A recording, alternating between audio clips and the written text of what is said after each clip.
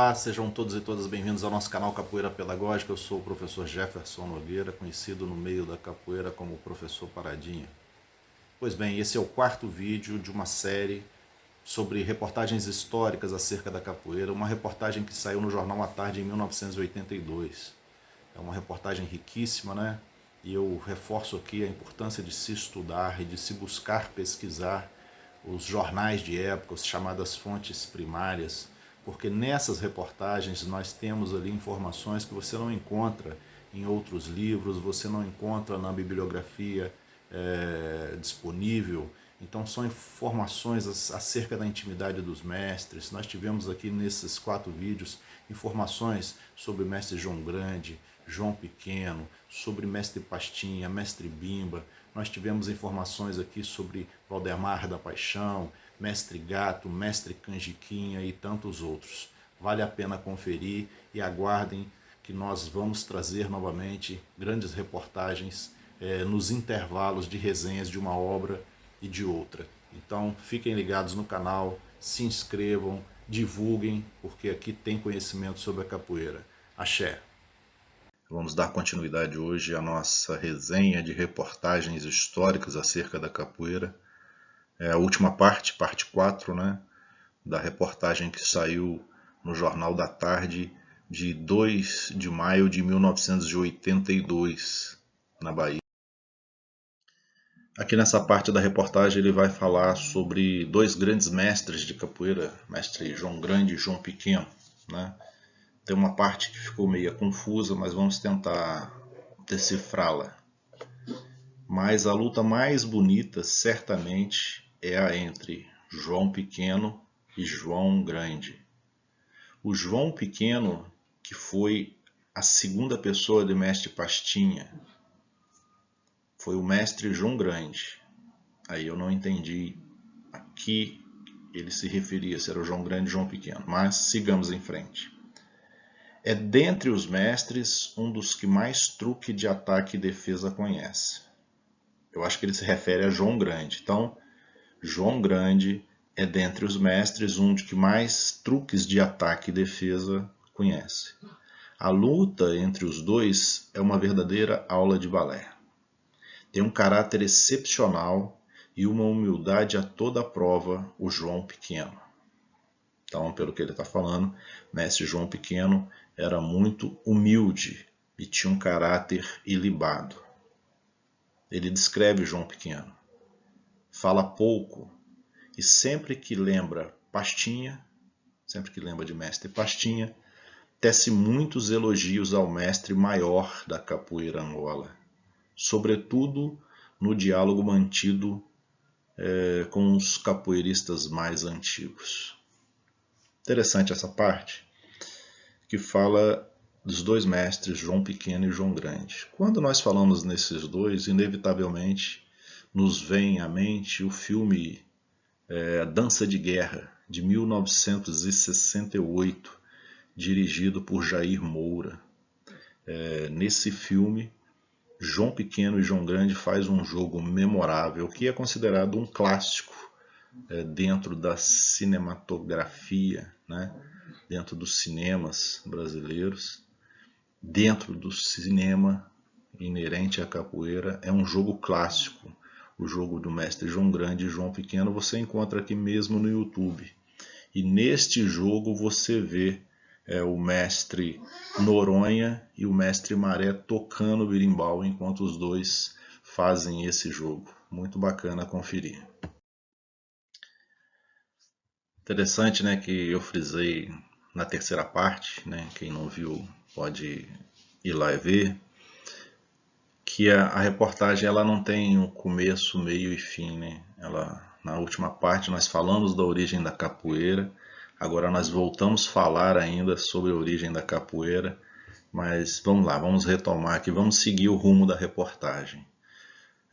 Ainda sobre a origem da capoeira. Outros estudiosos afirmam que possivelmente foram os negros angolanos que inventaram ou mesmo trouxeram a capoeira porque eles não eram afeitos ao trabalho escravo. Foram os primeiros escravos a serem trazidos e eram insolentes, loquazes, imaginosos e sem muita persistência para o trabalho, mas cheios de manha. Você vê aqui que se cria um estereótipo do negro angolano, né? Como aquele avesso ao trabalho, aquele resistente ao trabalho. E a capoeira é manha acima de tudo, mas a capoeira é uma só.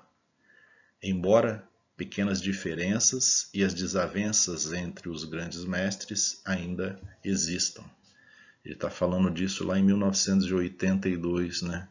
É impressionante que em 2020 nós ainda vemos essas diferenças, nós ainda vemos esse resquício dessas desavenças do passado quando você vai estudar o fundamento da capoeira, quando você vai estudar a tradição, quando você vai tentar compreender o que é a oralidade, o que é a ancestralidade, porque na capoeira não existe a verdade, existe as verdades, as diversas verdades, e cada grupo, cada mestre, cada linhagem traz a sua verdade, né? Então, essas desavenças aí tem muito a ver com isso, né? A questão da formação da bateria, a questão do uso do uniforme, a questão da ancestralidade, a questão dos sistemas hierárquicos, da organização interna da capoeira. Ainda há muita discordância acerca de tudo isso na capoeira. É mais ou menos isso que já vem de longa data, igual está nos informando a reportagem, desde a década de 80 que se tem essas desavenças. E aqui a reportagem vai dando um esclarecimento acerca do que eu falei. Sim, porque capoeira, quer seja Angola ou regional, tem ginga, tem malícia, tem birimbaus, pandeiros, toques e golpes que servem para a criação de novas variações, né? Então aqui está falando das diferenças dos estilos, mas que no fundo o que prevalece é a capoeira pura e simples. Mas o método de jogar, o envolvimento e outros elementos que a caracterizam estão presentes em qualquer roda de capoeira. O respeito ao berimbau, o respeito à roda, o respeito à saída do pé do berimbau, o respeito ao comando da roda sobre o mestre mais antigo, o mestre que detém ali o poder momentâneo de estar com o berimbau à mão, é disso que está falando. Esta posição discorda de Edson Carneiro, que afirmou existir 9 tipos de capoeira. Veja bem, uma novidade para nós, né? 9 tipos de capoeira. Ela é uma só, e as diferenças entre a chamada Angola e a regional não consegue seccioná-las, ou seja, as diferenças que se tem entre a capoeira Angola e a capoeira regional no que tange a formação da orquestra, no que tange aos fundamentos, isso não consegue partir, não consegue seccionar a capoeira em duas. É a mesma capoeira, só que vista de forma diferente. Assim, os golpes cinturados ou ligados usados na regional podem também, de quando em vez, serem utilizados por uma capoeira de Angola, ou improvisar. Elas, na realidade, vêm do mesmo tronco e a ele estão presas. O que a reportagem nos dá a entender? Olha, tanto a capoeira Angola quanto a capoeira regional vêm de uma capoeira anterior. Uns chamam de capoeira primitiva, outros chamam de capoeira raiz, né? Ou seja, aquela que mestre Pastinha aprendeu foi a mesma que mestre Bimba aprendeu. Tanto é que tem uma reportagem que se pergunta ao mestre Bimba, antes de fazer regional, você fazia o que? Ele falava, eu fazia capoeira Angola. Mas no sentido de eu fazia uma capoeira primitiva, tal como ela era antes, né? Depois que houve essa cisão entre capoeira Angola e capoeira regional. Mas o que se tinha mesmo, né? Aí fica a seu critério chamar de capoeira matriz, capoeira antiga, capoeira primitiva ou simplesmente capoeira. Capoeira por capoeira. Sobre os mestres ausentes, né? Aqueles mestres que já se foram, que não estão mais entre nós. A Bahia teve grandes mestres hoje falecidos. e os dois mais relevantes, os quais tornaram-se conhecidos em todo o país, foram Manuel dos Reis Machado, o mestre Bimba, e Vicente Ferreira Pastinha, o mestre Pastinha, falecido em 13 de novembro em Salvador, aos 92 anos de idade. O que esses dois mestres têm em comum na hora do seu falecimento foi a questão do isolamento. Mestre Pastinha morreu isolado, morreu num quartinho, cego, quase surdo, com dificuldades financeiras terríveis. Tem um vídeo que a esposa dele pergunta: Pastinha, mestre Pastinha, o que você está sentindo? E ele fala num tom melancólico: nada, eu não sinto absolutamente nada. São palavras muito tristes, de um velho guerreiro, de um velho mestre, de um velho divulgador da capoeira Angola.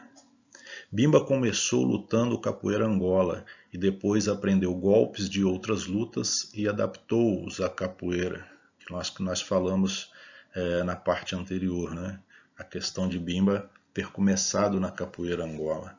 Isto criou maior desavença entre os capoeiristas, ou seja, essa migração do mestre Bimba para esse outro estilo, que ele denominou luta regional baiana. Isso houve uma certa desavença entre os grupos, uma rixa entre os grupos. Bimba era uma pessoa camarada com os desconhecidos e uma figura singular com seus alunos e amigos. Gostava de esbravejar com facilidade e chamar seus adversários para um duelo. Mestre Bimba foi o grande desafiador, digamos assim, no seu período. Ele desafiava qualquer lutador, era um lutador guerreiro de ringue, Ele fazia desafio a lutadores de outras artes também, E no vídeo, na resenha que eu fiz do mestre Nestor Capoeira, lá relata que ele tinha um apelido de 3 pancadas, que era o máximo que os seus adversários aguentavam, 3 pancadas de mestre Bimba. Sobre a primeira academia de capoeira, com este nome, legalizada, foi a primeira academia de capoeira criada e chama-se até hoje Centro de Cultura Física e Capoeira Regional. Até hoje, em 1982. Na década de 30 foi criada esse Centro de Cultura Física e Capoeira Regional, quando ainda as autoridades consideravam a capoeira ou o capoeirista um delinquente perigoso. Nós já falamos aqui em outras resenhas que o capoeira era marginalizado, que estava previsto no Código Penal, no artigo 402, salvo engano, que os malandros e capoeiras tinham um artigo específico para isso. Mas, não tendo nem o curso primário, Bimba foi suficientemente inteligente para usar seus discípulos e conseguir registrar a sua academia na Secretaria de Educação. Então, olha que detalhe interessante. O Centro de Cultura Física e Capoeira Regional foi a primeira academia legalizada e vinculada à Secretaria de Educação. Era duro, mestre Bimba, era duro e exigia muito de seus alunos, como, por exemplo, não permitir o uso de cigarros e bebidas. Famoso código de éticas que ele tinha na porta da academia, onde tinha diversas proibições, dentre elas o fumo e a bebida. Recomendava que seus alunos evitassem demonstrar aos seus amigos fora da academia seus progressos, porque, no seu entender, a surpresa era a melhor arma de sua luta. Assim viveu lutando e ensinando o que aprendeu. Então é interessante, que ele falava: olha, os nossos alunos é proibido lutar fora da academia. Não quero que você fique aí pelas praças, pelas rodas, mostrando o que nós fazemos aqui dentro. Então, era meio que manter um silêncio e manter um segredo, um certo suspense sobre o que se treinava nesse Centro de Cultura Física da Capoeira Regional, para que na hora de que eles fossem colocados à prova, eles superassem e surpreendessem os seus adversários. Já mestre Pastinha era um mulato baixinho, franzino e de diálogo fácil. Mestre Pastinha é considerado o poeta da capoeira, né? Tudo que ele falava tinha uma poesia, tinha um fundamento profundo, tinha uma filosofia em cima de cada frase dele, né? Criou o Centro Esportivo de Capoeira Angola, o SECA, em 1941. Portanto, 11 anos depois de Mestre Bimba ter criado a primeira academia, Mestre Pastinha cria o Centro Esportivo de Capoeira Angola, né? Há aqui algumas controvérsias sobre se foi ele mesmo que criou, né? Porque tem outros livros que falam que quando ele chegou o SECA já estava pronto, ele simplesmente passou a dirigir o SECA. Mas sigamos. O SECA funcionou durante muitos anos no casarão de número 19, no Largo do Pelourinho. Porém, com a ascensão do local, ou seja, com o desenvolvimento do local, sua academia foi fechada e quando já estava cego, nos seus últimos meses de vida, deram-lhe uma assada num local que ele não gostou. Mestre morreu pobre como um indigente no abrigo de Salvador no mês de novembro passado. Nós já vimos aqui em outras resenhas que a academia dele, o SECA, o local onde funcionava, serviu para ser um restaurante do SESC, né? Lá em Salvador foi tomado pela prefeitura e isso causou um tremendo desgosto ao mestre Pastinha. Morte na miséria. Aqui nós retomamos aquele assunto anterior, no qual eu falo da situação vivida pelos dois mestres nos momentos finais de sua vida. Ambos, Bimba e Pastinha, morreram quase na miséria, fruto do próprio informalismo que é a capoeira. O que é esse informalismo? São essas questões todas que estão em voga hoje, em pleno século XXI. A questão da legalização da capoeira enquanto profissão, a questão de um fundo garantidor para os mestres mais velhos, para que eles tenham uma pensão, para que eles tenham uma aposentadoria. Todas essas questões, é disso que está falando, desse informalismo que é a capoeira, essa situação informal, essa situação não legalizada enquanto profissão. Mas isso aí deixemos para os mestres mais antigos discorrerem sobre isso. Por mais que tentem organizá-la, esta luta parece resistir a voltar às ruas e becos onde estão os elementos fortes que possibilitaram a sua criação. A capoeira veio da rua, das vielas, né? Veio das senzalas, da resistência. Ela não consegue ser aprisionada, ela não consegue ser fechada dentro de uma estrutura rígida. Parece que ela meio que escorre entre os nossos dedos quando nós queremos segurá-la. O negro, a pobreza e a opressão.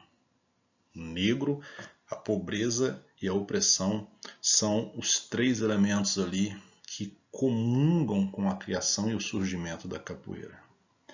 Mas numa entrevista dada há muitos anos a uma revista do Sul, o próprio Pastinha revela que ambos, João Pequeno e João Grande, não foram seus alunos. A reportagem aqui dá uma guinada, está falando de um assunto e vira para um outro assunto, mas está justamente dessa forma que eu coloquei. Então aqui Mestre Pastinha, nessa reportagem de 1982, está falando que Mestre Pastinha falou, olha, João Pequeno e João Grande não foram meus alunos. Eles já chegaram à sua academia, ou seja, na academia de Mestre Pastinha, jogando boa capoeira e tornaram-se seus contramestres por vários anos. Olha que informação interessante, né? Alguns estudiosos já sabem disso, com certeza, pessoas que leem bastante já sabem disso, mas é sempre novidade para aqueles que estão iniciando na capoeira. Mestre Pastinha, nessa revista lá do Sul, fala, João Pequeno e João Grande não foram meus alunos, não fui eu que os iniciei na capoeira. Eles já chegaram prontos e se tornaram os dois melhores alunos que eu tive na minha capoeira.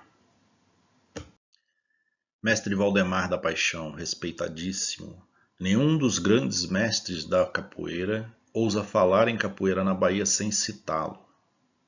é o principal fabricante de birimbaus. Fabricante de birimbau que toca, porque muitos são enfeites de turistas. Sua academia funcionava na Estrada da Liberdade e atualmente não quer saber de academia. Mestre falando: tive muito desgosto com os alunos. Às vezes, a gente prepara o aluno e quando ele está no ponto, vêm os donos desses grupos folclóricos e levam os alunos oferecendo dinheiro e roupa. Foi aí que outro mestre, o Canjiquinha, Washington Bruno da Silva, interrompeu e disse: a gente faz força e eles ficam vermelhos, né? Uma alusão aí à ingratidão. Você forma o aluno, você forja o aluno no seu caráter, na sua perseverança, dentro dos princípios da hierarquia da capoeira, e num primeiro momento, na primeira oportunidade, esse aluno se vende, né? No caso aí se vende para o mercado folclórico e segue a sua vida deixando seus mestres para trás. Mestre Canjiquinha. Canjiquinha foi discípulo de Aberrê, um temível capoeirista já falecido. Ele está com 56 anos de idade, isso lá em 1982. Aposentado e atualmente trabalha como contratado numa repartição da Prefeitura de Salvador. É o mais brincalhão de todos os capoeiristas vivos. Gosta de cantar e com 2 cervejas na banca é capaz de demonstrar sua agilidade. Tem grande facilidade de improvisar toques e cantigas de capoeira. E é, segundo Valdeloi Rego, quem que é Valdeloi Rego? É um grande escritor que escreveu uma obra em 1968, Ensaios Socioetnográficos de Capoeira Angola, um grande clássico, né, que nós vamos resenhar aqui no canal ainda. Estudioso da capoeira, o que mais tem contribuído para a adaptação de outros cânticos do folclore à capoeira. Então aqui nós vimos aqui um pouco das características de mestre Canjiquinha. Mestre Gato. Já o mestre José Gabriel Góes, o Gato, nasceu em 1929 ou 1930.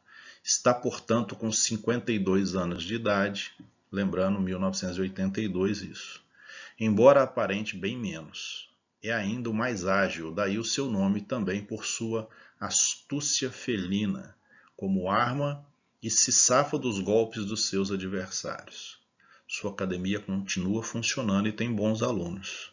Existem ainda muitos mestres de capoeira com vários alunos e novas propostas. Lembrando que nesta reportagem somente alguns mestres da Bahia seguiram o repórter nesse tour nas rodas de capoeira de Salvador. Mestres na reportagem. Mas os reunidos nesta reportagem representam o que de mais importante existe na capoeira no Brasil. São velhos mestres, dono de grande sabedoria popular adquirida nos becos, ruas e vielas. São verdadeiros sábios no seu ofício e sempre entre eles existem pequenos senões, os quais tiveram que ser vencidos para que fossem fotografados e entrevistados juntos. Aqui o repórter está falando, né, daquelas intrigas, daquelas rixas que nós comentamos na parte anterior, né, as animosidades, né, as vaidades entre os mestres. Então aqui teve que se fazer um esforço para que eles pudessem posar para as fotos, para que eles pudessem estar nas mesmas rodas durante a reportagem.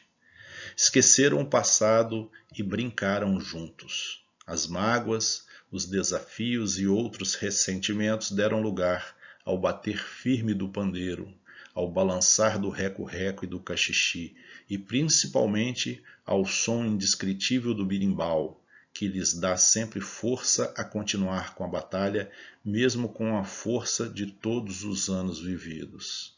Olha que bacana, né? Aqui está falando que apesar das diferenças concepções de capoeira, apesar da diferença de estilos, os mestres conseguiram se reunir né, dentro da magia da roda e ali fazer prevalecer o que realmente tem que prevalecer, que é a capoeira. Então ali os interesses individuais, os egoísmos, o individualismo deu lugar à coletividade, à ação coletiva, essa ação coletiva que é a magia da capoeira. Então nós chegamos ao fim, né? O vídeo ficou um pouco longo, 24 minutos, né? Vamos dar aqui os devidos créditos aos autores da reportagem, né? Como eu disse, eu estou só interpretando a reportagem. São grandes relatos históricos nesses 4 vídeos, vale a pena rever, vale a pena anotar, vale a pena passar para os seus alunos, passar para os seus graduados, para seus professores, fazer arguição sobre o que foi ensinado aqui nesses 4 vídeos, né? Eu ressalto sempre a importância das pesquisas em jornais de época, porque os jornais de época nos trazem conjunturas que os livros, as pesquisas acadêmicas não conseguem captar, né? Então é muito interessante, eu sou um fã desse estudo de jornais de época, que você vê como que o pensamento evolui, como que as coisas eram naquele momento histórico, né? A importância do nosso projeto aqui nesse sentido, de ficar revigorando e trazendo para vocês as reportagens históricas. Se você tem alguma reportagem histórica, entre em contato conosco através do nosso canal para você nos ceder, para que a gente possa fazer aqui a resenha dessa sua reportagem, né? Lembrando que essa reportagem eu tirei no site velhosmestres.com.br/cobrinha 1982-5. Eu acessei no dia 27 de outubro de 2020. Então, divulgue o nosso canal, passe para os seus alunos, peça para se inscrever no nosso canal, né, para que a gente possa continuar trazendo um trabalho de qualidade. Nossa intenção aqui não é ter milhares de seguidores, não é essa não, mas é que nós consigamos levar esse trabalho aos capoeiristas, principalmente aos capoeiristas mais jovens, para que eles possam aprender um pouco da história da arte que eles praticam. Axé e até a próxima.